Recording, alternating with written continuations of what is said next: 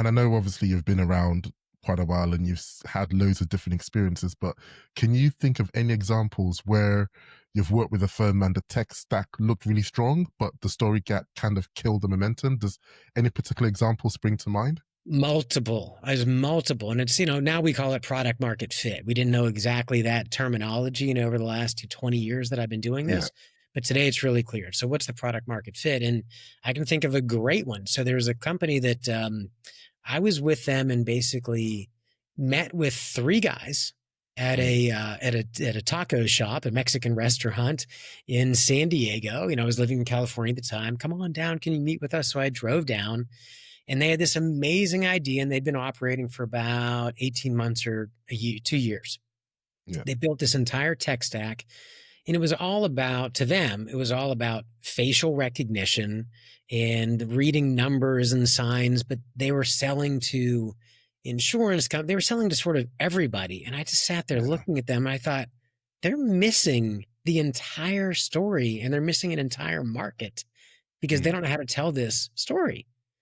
So I pulled it together and I said, they thought the value was in their cameras, the camera that could go and scan, right? And Mm. again, this is a solid 10 years ago. So hear me out on this. 10 years ago, this was really far reaching. Today, Yeah, facial of recognition course. and this Yeah, sort of thing is a little more 100%. commonplace.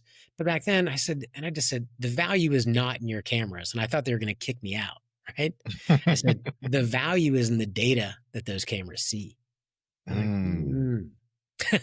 just like you did. Yeah. What do you mean? I said, the value is the data. You're seeing license plates. You're seeing people. Can you recognize a criminal from another state? Can you recognize that car was stolen from another state? Can you recognize? And that's actually what they went with. So we started, digging into the product.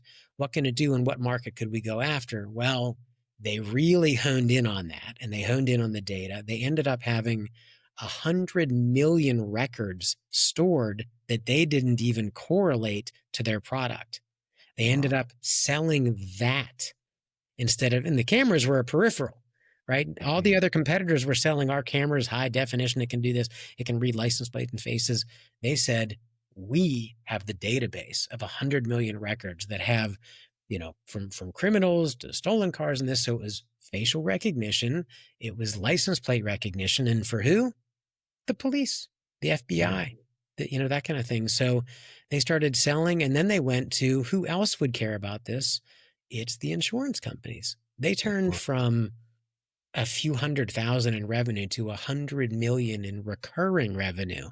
Wow. And during that time, my team and I became their marketing department. So we did their messaging. We did all the content creation, told their stories for them at trade shows, on their website, Wow. emails. I mean, all that for years until Motorola, a large, global company, Motorola, purchased them for over $500 million. So Wow. everybody at that table is basically retired now. Yeah, for Yeah, sure. they did quite well. They did quite well. Yeah, Those three folks and many, many of the other folks that were there. So that's a really, I think that's a really powerful story in that if you're not absolutely. telling, right, if you're not telling the right story, people will be Yeah. confused. There it is. You confuse them, you lose them. And Use them. they were trying to say, look at all this great tech, and people didn't care. And they said, Mm. we have this particular solution to this particular problem for this particular market. And I Mm. refined that. And now I use that and help people with their elevator pitch. Mm. Which I can throw an example if you prefer, if you'd like. I can throw an example out there. Just make one up. Well, go for it. Since we're in the flow, go for it. Okay. Yeah. So the way I had them and other people do their elevator pitch or say their elevator pitch. Imagine if you're at a networking meeting, right? And Yeah. it was 10 years ago with these guys. We have this great technology that blah, blah. And who cares? I don't even understand what you're saying with these code hacks and all this. Well, how about major problem in the world that we can solve for this market so they get this benefit? So it would be something like, and again, I'm truly making this up because we've done Yep. hundreds of these since then, or if not thousands, is, by the way, I put this at chapter 1 to get in the book so that people would But really okay. be able to get something right Yeah. off the bat. So Awesome. it's, you know, um, If you're talking to law enforcement, it's state to state in the United States, they don't share data. We have all the criminal data and the cars they drive, and we can locate where they are at any time. So we help you catch the bad guys, put them behind bars in less time at less expense than ever before. Nice. Yeah. Again, that's a off the cuff made up version, Yeah. but you kind of get the point.